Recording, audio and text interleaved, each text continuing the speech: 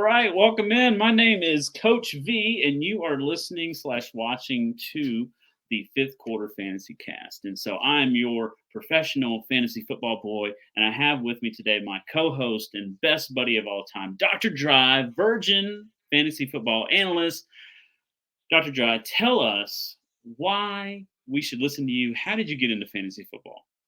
Well, thanks for the beautiful intro, Coach V, and thank you to Super Culture for bringing us in with that awesome intro music. So, um, yeah, I guess I'll just introduce myself first. So I've been playing since 2005. I'm entering year 19. I am obsessed with fantasy football. I'm not strong enough to play real football, so this was the next best thing.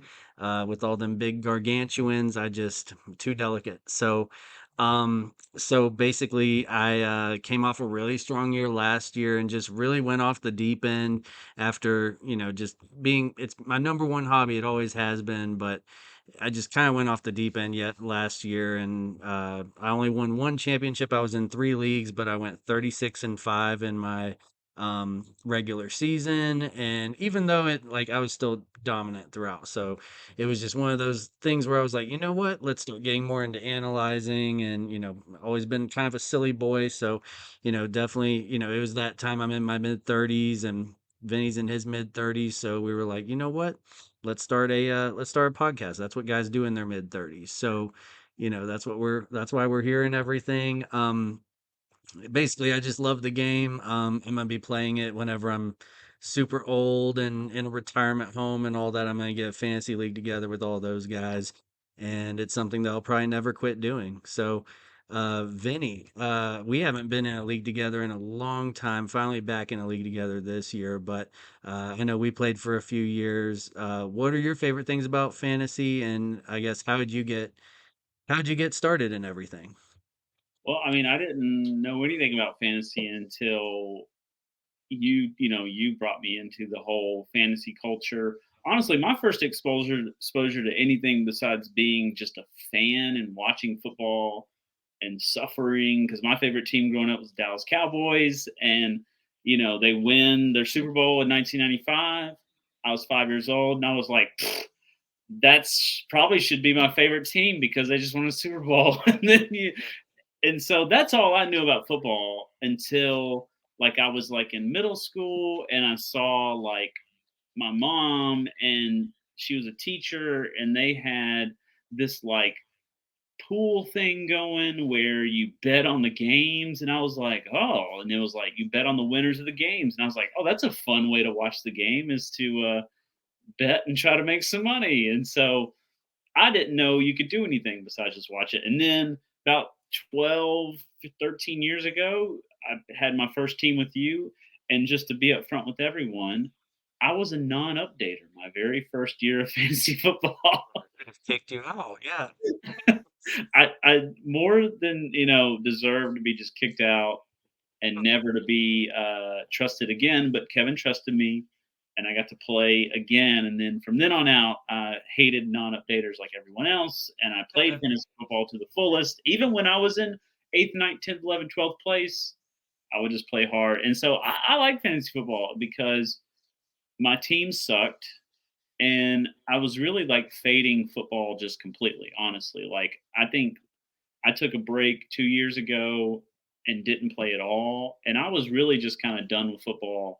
I'd go to work and kind of listen to people talk about games, and that was fun, but I really didn't sit down and watch. And so fantasy football kind of pulled me back in, made it interesting. It's just something fun to do. And I learned that I don't have to just park because I'm a very active person. So I didn't like the idea of just parking it on the couch all Sunday long and watching football and not, doing anything. But then I realized, oh, I can do all the things I want to do, and I can listen to the games on my phone all day long. And then that's really been a game changer for me, is the ability to Yeah. still live an active, fun life, and keep up with all the games and have fun. So I like it because it's just good entertainment when I'm out in the backyard working in my garden, or I'm riding my bike, or I'm taking a run, or I'm taking a hike. It's just a fun thing to kind of add to the stuff that I already love. It's a good Yeah. conversation piece with people you barely know. So I like it. Maybe whether I don't even care if I win or not. I just enjoy the other parts of the game. If I win, cool, because I've won some fantasy championships, but what's more fun is just hanging out, talking fantasy, having a good time, which is really what this podcast is about. And so that's kind of our next thing we want to talk about is the fifth quarter fantasy cast. What the heck is this supposed to be? And I want Dr. Dry to tell us what he foresees this podcast being. Yeah, and I'm looking to hear what the coach has to say too, because we've actually never discussed it. This is our first time, like, hey, what do we want this thing to be? Worst case scenario, I get to hang out with my best bud and talk fantasy, and we're our only subscribers. So, so like we might end up with just two subscribers. I know I've kind of hyped it up a little bit on the Facebook machine. I'm kind of, a boomer when it comes to being on all sorts of different fancy social medias. And anyway, I don't know. I remember TikTok used to be like a really cringy app, and now it's like the go-to app for everybody, but I'm not on it. So yeah, it's just I don't know. I think a lot of people are excited about it. There's a little bit. I think we are gonna have a little bit of a following, which will be cool. It'll probably just be our friends, but if we get some strangers too along the way, that's great. But I mean, yeah, really just bringing a new perspective of I don't know, just adding some fun to it. I watch a lot of YouTube, a lot of fantasy analysts or experts, and anyway, I got to where like I agree with some, I disagree with some, and why not form your own opinions and do it in a way like you're just talking with your friends. It doesn't have to be super buttoned up or anything like that. So I'm thinking, just something natural, something real out there that where, we have a like, powered by StreamYard over here. It's like we have a free like we don't have a technician or anything or I don't even know the right word, but we don't. It's just me and Vinny. So like we're figuring it out as we go. And the beauty of it is you'll get to see like these first crappy episodes and then things should get better and maybe we get better microphones or better lighting or better background. Like we do have a logo that I paid $20 for, so like so I mean we got that going for us, but we have to upgrade packages here to get that on the background here. So I mean, yeah, just humble beginnings, but who knows what it could become. And even if it becomes nothing, it'll still be a fun time and something that we can do hopefully once a week. What are I just kind of rambled there, but I guess what are your thoughts on your expectations for fifth quarter fantasy cast? I think if people are here to get uh, if people are here to like win a fantasy championship, I'm really sorry up front. Like, and if you are here to win a fantasy championship and this is going to take you to the next level, then I would advise you to probably listen to what Kevin has to say more than you listen to what I have to say. Cause I'm more interested in like the human side of football and like the stories that come out of it and like, oh, Aaron Rodgers' girlfriend broke up with him. I wonder if he's going to have a really crappy game or something like that. Like that's the stuff that really interests me, and Yeah, like, I'm really into like players getting paid. I love like the business side of football, but more importantly for the podcast, really, I just want it to be another source of community. Kevin has boomer social media. I don't have any social media, and I don't intend to obtain any social media. I had to like dig up my old YouTube login, so just so this thing could work properly. Because I'm about like human connection and human on human connection, and I would say that this can be considered a real human connection or whatever community that this thing creates. I would consider that real human connection versus yeah, you keeping up with some guy from high school that you don't talk to, but you see their vacation photos from the beach. No one really gives a rip about that. But yeah, if you and I can share things about fantasy that are funny or interesting, and other people want to share things like that, I think that's cool. And it yeah, probably helps people feel more connected. Some people don't have a good circle of friends. And this could be a thing that makes people feel like they have a little bit of a circle. And that's important. So, yeah, you know, I'm coming at it from probably more of like a healthy make relationships, social perspective, and let's just have a good time. So like I said, if you're here to win a fantasy championship, maybe you would, maybe you won't. But I think we'll help you have a good time You'll amidst at the least get losing. fourth. That's for Yeah, sure. So we guarantee a fourth place yeah, finish. you can't do worse than fourth with our advice. Like, Right. I mean, if you took our average finishing place, mine probably lower than yours. It's probably about fourth. Fourth is good. Yeah, I don't think I've ever missed the fantasy playoffs, like no matter what the pool is or whatever. Like I make my money in the draft. Like that's where I think I do best. I have gotten more aggressive with dynasty trading lately. I've gotten really obsessed with dynasty. So that's something I'm really passionate about. Love my season long though. That's always a fun time. Um, so yeah, I mean, yeah, I think that's awesome. Yeah, I'm excited about the community aspect of it too.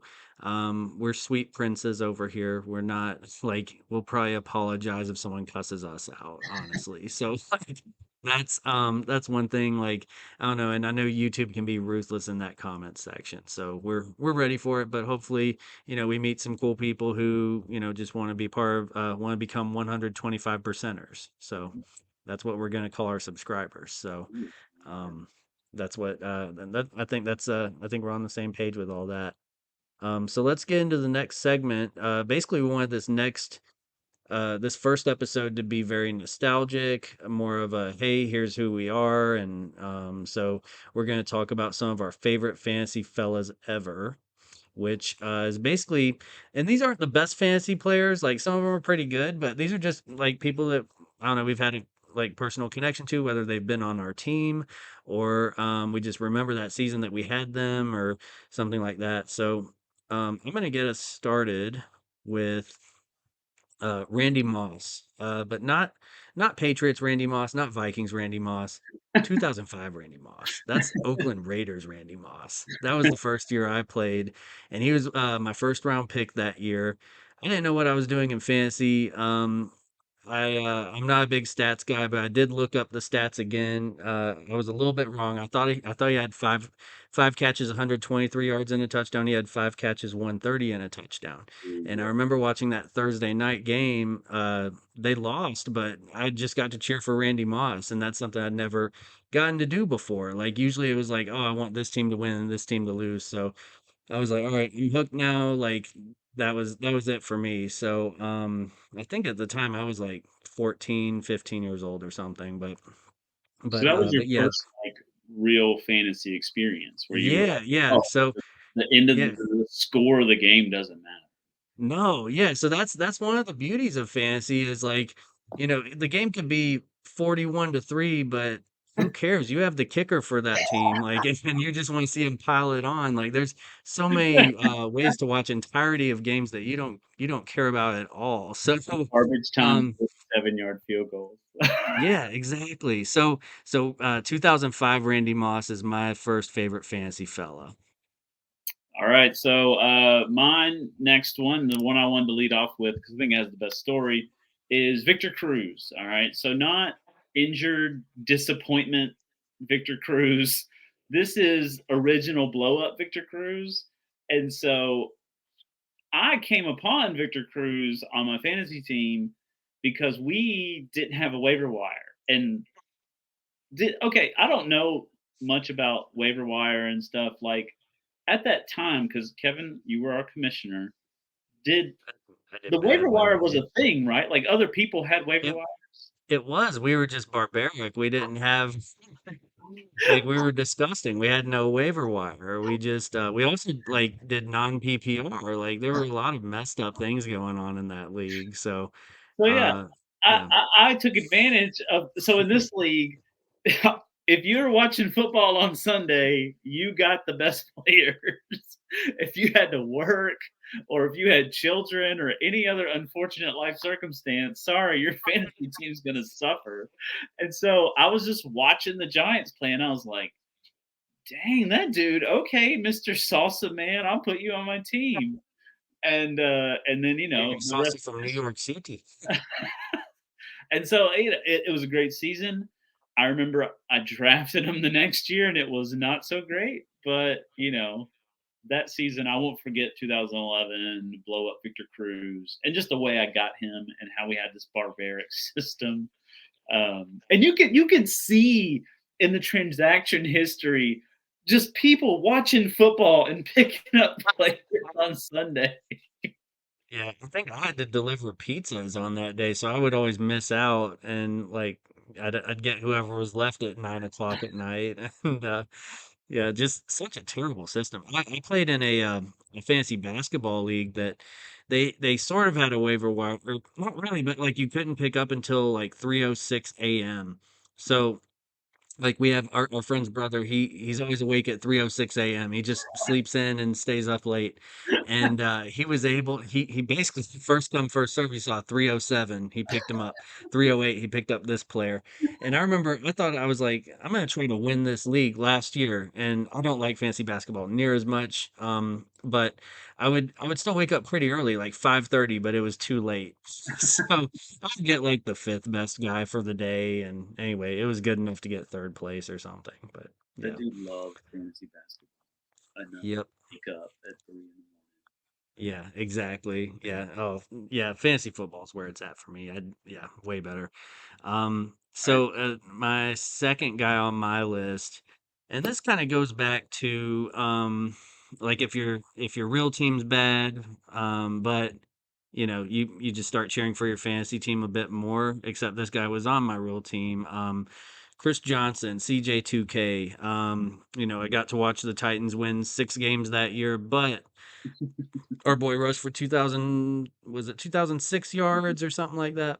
Something like that. Something like that. Yeah, We're not maybe 2008, I don't know, but he was on my fantasy team that year. It was awesome because like Titans would be getting beat by 50, but we're still running the ball with Chris Johnson. So game flow did not matter. I still got my fantasy points. Like it was great, except for my real team losing. That kind of sucked. But yeah, CJ2K, one of my favorite like all-time running backs, just because he's one of our guys. I'm a Titans fan, so yeah, CJ2K is my second one. All right, my second one, which is actually one me and Kevin share, and honestly, I threw this one out at work today, and unprompted, this guy was on everyone's list. Like, Yes. so I think you, the listener, wherever you are right now, you can probably relate with Antonio Brown being on your list of top fantasy fellows to own. Man. Everyone's had a piece of Mr. Brown, and you enjoyed it. I mean, because there was literally just a span of years there where it was automatic. You were just spoiled, and if you had him on your team, you could rest easy. He was going to get Yeah. his. Roethlisberger was going to put it in his hands, and he was going to do business with it. I mean, because just the run after the catch, like he Man. just Yeah. on. He was a treat. We were all eating brownies. So he was AB, man. He's probably one of my favorite receivers of all time. Just you could depend on him always going off every week. You felt a little, vibrate in your pocket. You knew it was Antonio Brown scoring a touchdown if it was Sunday. He was just so good. PPR monster. He had it all. And this is before Buccaneers, Raiders, like basically before the Vontez Perfect hit. So Yeah. I was actually in a league I had Antonio Brown and Vontez Perfect on the same team. It was an IDP league, and whenever they hit each other, I think it was that playoff game, and uh, and I remember it happening, and I was like, "No, guys, same team. Like, stop it." But anyway, yeah, I don't think he was the same after that. But Antonio Brown, man, what a player. He was awesome. Just a real treat to have on your team. Like in an era where running backs would always go first, like I had no problem taking AB first, even if he was like, fifth on that, ADP ranking or something. Like go get your guy. Yeah. So yeah, AB, he's definitely probably my favorite receiver I've ever had on my team. So my next one, which is just me alone, we don't share this one. But this guy, he's a good man. He's a family man, and so my next one is fertile Philip 1L Rivers, and so Mr. Philip Rivers is a good man, And I just liked having him on the team because he was solid. He was a solid guy. I could always get him like 6 through 8 rounds, somewhere in there. Could shore up your team. You knew what you were going to get. He would have his ups and downs. He'd throw his picks, but man, he would just keep throwing the ball. Like they had no other option, just throw the ball. And I just liked him.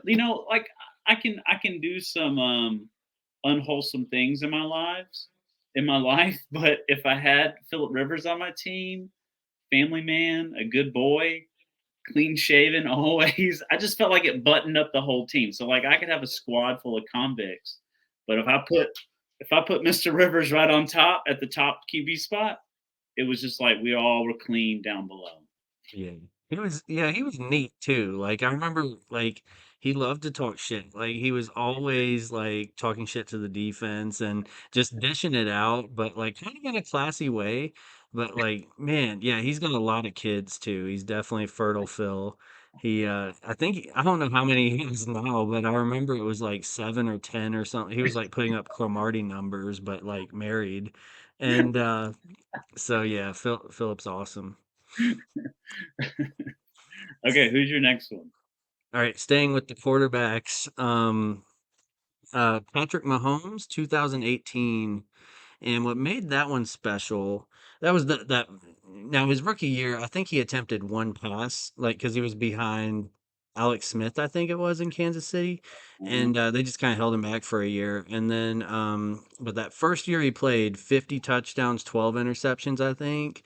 And I was like on him like preseason. I was like, this guy is gonna be great. He's got a cannon, all that. I remember taking him in my draft, and everybody was like, "Who's that guy?" And anyway, I was like, "Don't believe me, just watch." And anyway, he goes off that first year. I drafted like I'm a wait on quarterback kind of guy, unless it's the right situation. And I'd kind of waited way too long, and I was like, "Oh shoot, the guy I wanted after the guy I wanted after the guy I wanted was gone," and I was going to take Mahomes in like round 14. I ended up taking Matt Ryan round 13, Mahomes round 14 or something, and like went back to back quarterback, which I don't like, but whatever. When you're that late, load up on your studs early. So, anyway, just brilliant pick. I knew it would happen. I didn't think he'd blow up like he did, but was really led me to a championship that year. That was just really cool to, and whenever you do that, like I was able to trade Matt Ryan for like a better RB2 or something. So, there's value in that if you get two guys that are just crushing it at their position. So that was really cool. So my next one is well, he's not such a good boy. Yeah. I don't know if He's he's a not good boy controversial at now. all or anything. Did he like say sorry or anything? I don't have any clue. I don't know. Yeah. Okay. All right. Well, uh, well, Just so put the I just name on. and I'll just tell you, I didn't even have him on my team. Like I had him on my team. I had him on my team the next year after it didn't matter anymore. Like it's kind of like the Victor Cruz thing, except I didn't get there early. I got there late to the game, and I didn't even get to have the fun first season. Yeah. But I just thought it was so much fun to watch because it's kind of what we're seeing today. And so Mike Vick, 2010, comeback player of the year. That was the year with the Eagles. And it was just insane. Like no one expected him to come back and do that.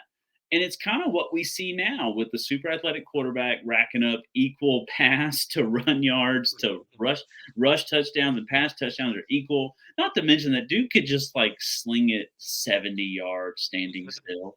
I mean, so he was just fun to watch, and maybe he like donated to like a dog foundation or something. So maybe, Yeah. maybe it's all fine now. I don't know.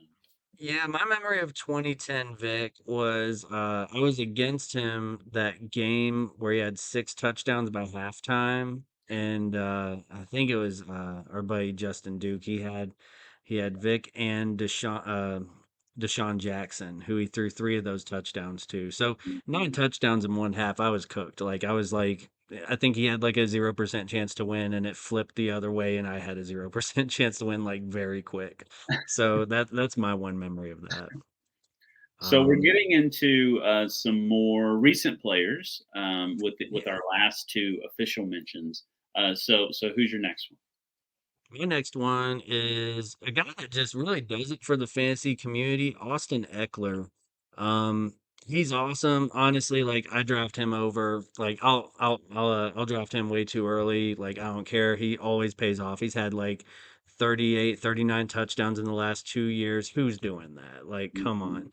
And mhm. what I love about him is he loves fantasy football too. So I think he has his own fantasy football show. He saw he had like posted a picture. It was in the news like a few months ago, and it was like him lifting weights, and he said like another fantasy RB1 season loading or something like that. Didn't say regular RB1, but fantasy RB1. So he like literally will put the team on his back, and but yeah, he can do it all. PPR monster. I don't even think I've maybe seen him rush for 100 yards in a game once or twice, like, but it doesn't matter. I think he's better than CMC. Not a lot of people agree with me, but like Austin Eckler, like you can't go wrong with him. So he's my favorite like current player. I actually traded him in a dynasty league. I needed to get young, so anyway, I got really good return for him, but it killed me to do it. I was like, man, I'm still gonna be rooting for this guy like whenever he's off my team. So hopefully I get him in some season long leagues this year. So my last one is also someone who I've never had on a team, and I've always wanted to have on a team. But I think I've missed my window. Like at least after last year, I feel like it might be someone I might wait to have on my team and maybe never put on my team. But Alvin Kamara, you know, Tennessee boy. Okay, I'll explain it like this. I don't even know why I want him on my team. Obviously, he's good. He's good. Obviously, he used to catch all them passes and run all them plays and just be that dynamic guy. But honestly, I describe it like this: if it was if your fantasy team was a high school lunchroom, if Alvin Kamara's sitting at your table instantly looks a lot cooler. Yeah, He's just a definitely. cool fucking dude, okay? Like, and he looks cool.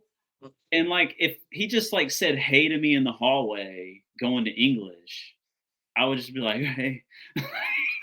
So I've just always wanted him on my team. Like, and like people do that, and we'll probably talk about this in later fantasy, Guys you've wanted on your team, yeah, but or never or, got. or just like non-fantasy reasons for having someone on your team. Yeah, yeah. Like Philip Rivers is a classy dude. I want him on my team. I used to love getting Peyton Manning on my team for the same reasons Philip Rivers. It was like, oh, well, thank God we have a dad on my team because we got a bunch of crazy guys on the squad. And so Kamara was just like me wishing to be cooler. And I was like, well, if he's on my team, I'm way cooler because of that. That's true, yeah. It brings you up a couple notches. Yeah, I had Kamara last year. We both say Kamara a little different, tomato tomato, but I had him on my team last year, and I think he's still got it. But that idiot coaching staff in New Orleans just doesn't know how to use him. Like I saw them like not getting him the ball, and like because they have to get whatever other garbage running, or they have to get Taysom Hill involved or something, and like just stealing carries. So. Um, Anyway, yeah, but love our list and everything. There were some honorable mentions for me. Some of them based off of the cool factor alone. Clinton Portis, Chad Ochocinco, Calvin Johnson was one of my favorites on my team just because he was so dominant. He was Um, cool and good. yeah, exactly. Like cool in a like he doesn't even like have to talk trash kind of way. Yeah. Um, Thomas Jones, random Chicago running back. He was pretty good. He just always ended up on my team those first couple years I was playing. I think he went to the Jets or something, but he would always get me like 50 yards and a touchdown, just hard running. Like he was a big man. And Rowdy White, he was on my team a couple of times. I enjoyed him on my team. Basically, also anyone who's on prime time a lot. So anyone that has a lot of those Monday night games, Sunday night games, Thursday night games. It's way more fun when you get to watch it live and you get those big name players on those big name teams that are on your team, and you feel like they're just going out there and doing it for you, you know? So I did reach out to the my Facebook friends, and there were a few shout outs on here. We got Derrick Henry, Joe Burrow, Steve Bruston, led my buddy Brandon to a championship. Patrick Mahomes, Chris Godwin, Alvin Kamara's rookie year, Amon-Ra St. Brown, Larry Fitzgerald, Julio Jones, led my cousin to a championship. LaShawn McCoy, Peyton Hillis, that's an interesting one. That one year, and then Josh Jacobs, Sean Alexander, he had a good 5 year run too. So, but yeah, lots of just lots of good honorable mentions. And you don't see a lot of like the obvious ones on there either. So I think that's pretty cool. Just how people have those connections to players over the years. Oh, Josh Jacobs made me think of Brandon Jacobs. Remember? Yeah, Remember, yeah, like, him and Ahmad Bradshaw back yes. when Plaxico Burress was on the team, bang bang, yeah. So My leg. yeah, my leg. But yeah, and then they had like Jeremy Shockey on the team, and who else? Eli Manning. That was an interesting group. And, someone at work brought up as an honorable mention, LaDainian Tomlinson, and I was Oh like, yeah, he was awesome. Yeah, he's probably number one all time fantasy. He's awesome. it's really the theme is really like, if you can do a bunch of stuff for me and not just one thing, I'm probably gonna, like, really like you and remember you. Like, if you can catch passes and run the ball and throw the ball and all sorts of crazy stuff, but not if you're Taysom Hill. No, no, get out of here. Because I saw him standing up as I was talking, and he was like, "Me?" And I was like, "Sit down, Taysom." Sit down, Taysom. Yeah.